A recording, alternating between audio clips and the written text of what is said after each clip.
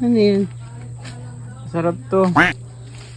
Ito maganda, tapos hinog na. Maganda, medyo matamis-tamis na to eh. Pag ito hindi masyadong magandang kainin to, mga green. Ito, tamis na to. Pinipisa namin sa mata dati ito pag mahapdi yung mata namin. Ito, yan. Hindi mahapdi yung mata ko eh. Dami oh.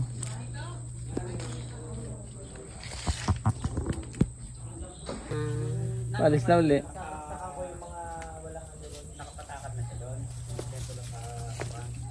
Hindi nadating yung aking anak nasa Victoria eh. May tindahan. Kapoy hinog na uli itong mga sili. Tinitinda niya doon? May kainan siya? Oo, yung mga pagkain merienda. Burger, yung mga Panghapon, yung mga tindang panghapon. Burger, mga ihaw-ihaw. Siomay, lumpia. Sa bayan Victoria.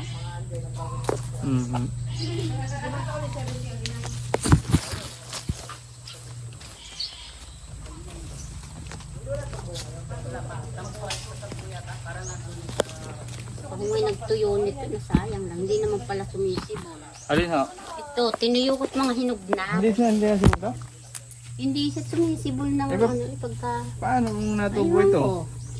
Tingnan, ang daming laglag. Hindi naman. Walang tubo na. Ginigiling, mahal yan eh. Oo, ginagawa to, chili powder. Pag manta ka naman yung Kuya Renan. Ginagawang chili powder to. Ito nga daw mahal din ito. Mahal din ho. Ito. Minsan na ako nakapagbenta dito. 50 Kilo? kilo. Mura naman. Sa mga makalala. Ito pa talbos ha. Hindi man tinatalbosan nyo ito. Ang tinola. Pagka yung mga bago.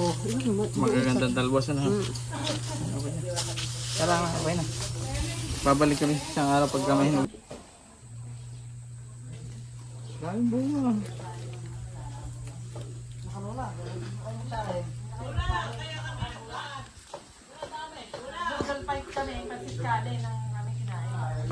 Natatanaw dito yung bundok, oh. Oo, yun.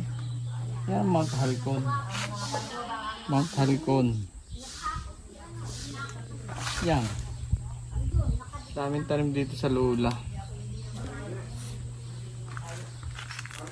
Panahong 1990. Yan, dito bahay ng Lula to eh. Dito kami, malimit ako dito. Nag-aalaga kami ng lolo ng baka. Baka, kalabaw. Baboy.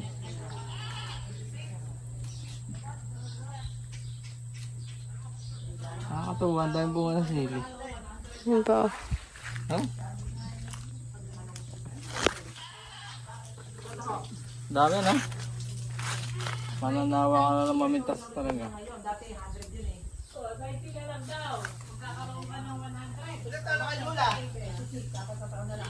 Oo yan, ayos na yan, 86 na lang. Mag-aalaga na sa inyo ngayon pag naka-90 kayo. Alam niyo kung bakit? Nalalaglag na nga yung iba, oh. Oo. Yan, oh. Yung naliit na inulog yan, tutubo yan naman. Ayan. Si Kama rin eh, naintindihan na kita eh. Ayan o. Kasi may 100 na kayo eh.